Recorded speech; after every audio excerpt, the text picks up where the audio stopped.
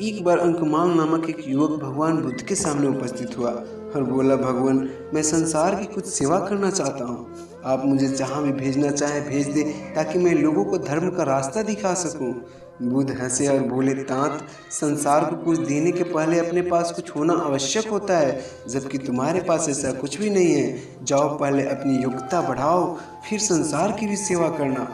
अंकमाल वहां से चल पड़ा और विभिन्न प्रकार के कलाओं के अभ्यास में जुट गया। बाण बनाने से लेकर चित्रकला तक, मल विधा से लेकर मलाहकारी तक, जितनी भी कलाएं हो सकती है उन सब का उसने 10 वर्ष तक कठोर अभ्यास किया। अंकमाल इन सब में इतना अच्छा हो गया कि सारे देश में उसकी ख्याति फैल गई। अपनी प्रशंसा से अपने आप प्रसन्न होकर अंकमाल अभिमान पूर्वक लौटा और तथागत की सेवा में उपस्थित हुआ। अपनी योग्यता का बखान करते हुए उसने कहा, भगवान, अब मैं 64 कलाओं का ज्ञाता हूँ और अब मैं संसार के प्रत्येक व्यक्ति को कुछ न कुछ सिखा सकता हूँ। भगवान बुद्ध मुस्कुराए और बोले, अभी तो तुम कलाएं सीख कर आए हो, पहले परीक्षा तो दे लो, उसके बाद उन पर अभिमान भी कर लेना। अगले दिन भगवान बुद्ध एक साधारण नागरिक का वेश बदलकर अंकमाल के पास गए और उसे अकारण खरी खोटी सुनाने लगे। अंकमाल क्रोधित हो गया और वो बुद्ध को मारने दौड़ा। बुद्ध वहां से मुस्कुराते हुए वापस लौट पड़े।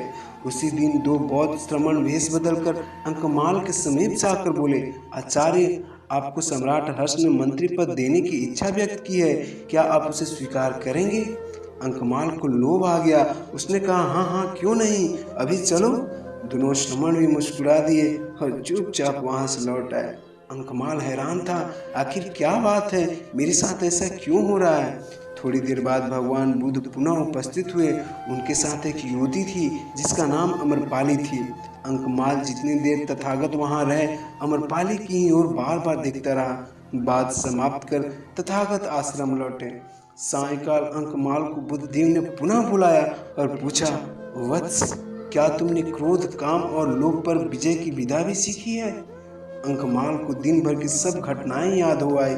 उसने लज्जा से अपना सिर झुका लिया और उस दिन से आत्म विजय की साधना में संलग्न हो गया।